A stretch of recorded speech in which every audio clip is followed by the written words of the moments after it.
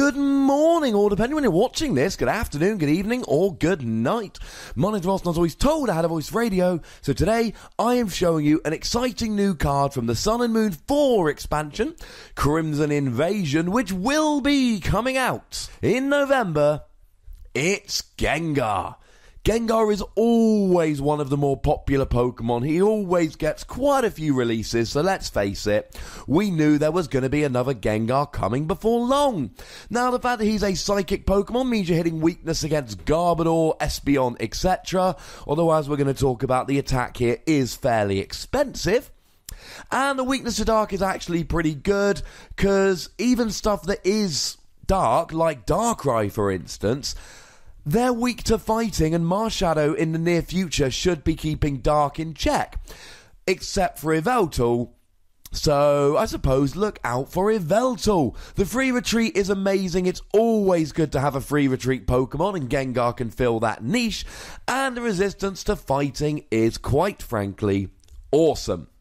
Now, there is one attack on Darkrai here, and it's alright, but it's a little bit expensive. For a Psychic and 2 colourless, meaning you can use double colourless energy here, if you're so inclined, you do 70 damage and automatic confusion. Now, I quite like 70 as a number, because you add a choice band on there, you're hitting 100, double it for weakness, you're hitting 200, so against things like Espeon, you will be getting a KO. Which is good. And speaking of Espeon has shown us for a while now that confusion is good. If your opponent cannot get out of the active, you essentially have a 50% chance of them hitting 30 to themselves and not attacking. Remember, that is what confusion is. Flip a coin if you try and attack. If tails, you take 30 damage and the attack fails. So, confusion is quite handy. It can put your opponent in an awkward position. One of the downsides, of course, is that there's so many switching options nowadays.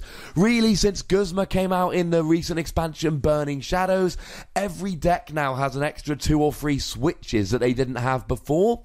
So, things like confusion will be less effective than they used to be because of the prevalence of stuff like Guzma in the format. But hey-ho, it's a decent attack, decent damage, confusion is nice, but honestly, it's a little bit expensive for my taste. So what about the ability here? The ability is what really makes me excited about Gengar. The ability says, as long as this Pokemon is in play, when your opponent attaches an energy from their hand to one of their Pokemon, place 2 damage counters on that Pokemon. This, ladies and gentlemen, is a very interesting ability. Although weirdly, this kind of ability in the past has always been more of an Ampharos kind of thing. Ampharos Prime did this, but only for 1 damage counter. Ampharos from Dragons Exalted did this for 3 damage counters, but only when it was in the active. This is in between, but you get to do it from the bench, and this is really good. Let's make no mistake about that. You stick Gengar on the bench. If your opponent attaches an energy, they take 2 damage counters, and of course, you've got a free retreat on Gengar as well, so it's not like your opponent can drag you in the active and stick you there, which is always a possibility with bench sitters like Oranguru, for instance, because you've got free retreat. And the fact that it is an ability on an evolution Pokemon post-rotation means that Hexmaniac and Silent Lab will have rotated, Alolan Muck won't turn it off, so the only option your opponent is going to have to turn off Gengar's ability here is Garbodor. Which is very nice indeed. There ain't going to be that many decks playing Garbodor, ladies and gentlemen, meaning abilities on evolution Pokemon will be much safer after rotation than they have been for years. Now, one important point about this ability is that it is when energy is attached from the hand, not in any other way. So, if your opponent attaches using Max Elixir, or Kiawe, or Xerneas uses Geomancy, or Volcanion attaches from the discard, none of these things will trigger the ability. It's got to be attaching from the hand. But the good news is that decks like Gardevoir, for instance, that can attach multiple energy from the hand in a turn, will take multiple lots of damage counters. So if a Gardevoir uses the ability and attaches from the hand, they will take 4 damage counters. If there's 2 Gardevoir out, so that Gardevoir attaches 3 energy, it will take 6 lots of damage counters. But of course, this stacks. Which means that if you've got 2 Gengar out, your opponent will be taking 4 damage counters for every energy they attach. If you've got 3 Gengar out, your opponent will be taking 6 damage counters for every energy they attach. And this, ladies and gentlemen, this is where it gets very exciting indeed. The problem is, you can't really attack with Gengar. I mean, you can attack with Gengar, but Gengar's not a great attacker. If it had a good attack, this would be amazing, because you get to stack up this damage with multiple Gengars while attacking and having free retreat. As it is, brilliant ability. Love that this ability stacks. But unfortunately, ladies and gentlemen, it just doesn't have a good enough attack here. So it does stack, but are you really going to want multiple of these Gengars out? One other thing that we must mention here is Ace Roller, which of course allows you to pick up one of your damaged Pokemon and all cards attached to it.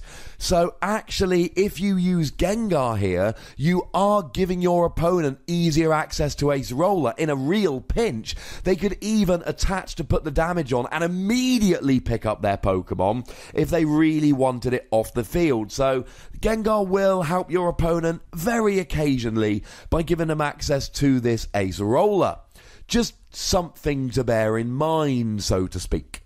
So we are going to need another attacker to go along with this Gengar, and one idea is Gengar. We already have a moderately good Gengar that came out in Breakthrough and was reprinted in Generations. The Creepshow Gengar, which for 2 energy KOs your opponent if they've got 3 or more damage counters on them. And you know what's really annoying, ladies and gentlemen?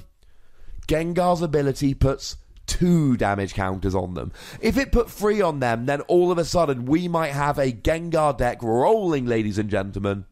But as it is, unfortunately, we don't for the moment. Although do remember that you can use Diancie to accelerate the evolution of Gengar, though you've got to be playing Fairy Energy, and you can always play Alolan Vulpix to help grab your Haunter and Gengar out more easily, pretty much from the first turn onwards.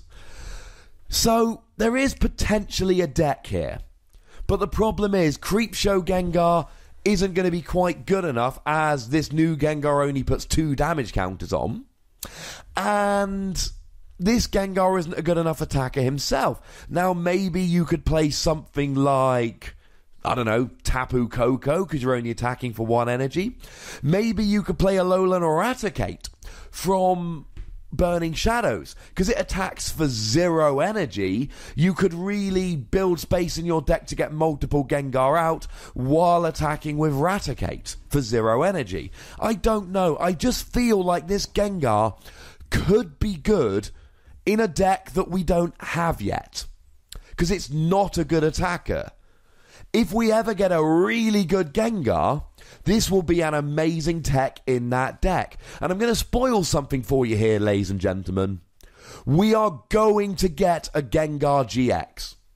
In the same way that we were always going to get a Charizard GX, because the Pokemon is too popular not to get one, we are going to get a Gengar GX. We got Gengar Prime, and we got Gengar EX and Mega Gengar EX. We are going to get a Gengar GX. It's too popular of a Pokemon. It is definitely getting a GX at some point in the future. So although I don't think this Gengar is good enough at the moment, it's a brilliant ability. And if we get a really good Gengar GX, this will be a brilliant tech in that deck, whatever form it takes in the future. So, for the moment, I'm going to give this Gengar between 2 and 3 Wassies. We don't give half Wassies because remember, to do so would be barbaric. But I think there is plenty of opportunity for this to go up in the future, because if we get a good Gengar GX, and I guarantee we're going to get one at some point, then this could all change around. Tell me what you think about Gengar though. I would love to know. Chuck it down in the comments. Go nuts. Be nice. Make sure you like this video, subscribe to this channel, follow me on Twitter at TheWassy, and Twitch for some live action at twitch.tv/PTCGRadio. If you want to support the channel, you can do so at patreon.com/PTCGRadio. There are bonus pods to be gotten, so go and get them. And as always, by far the most important thing, look after yourselves until next time. Thank you very much for watching. My name's Ross, and you've been watching PTCG Radio.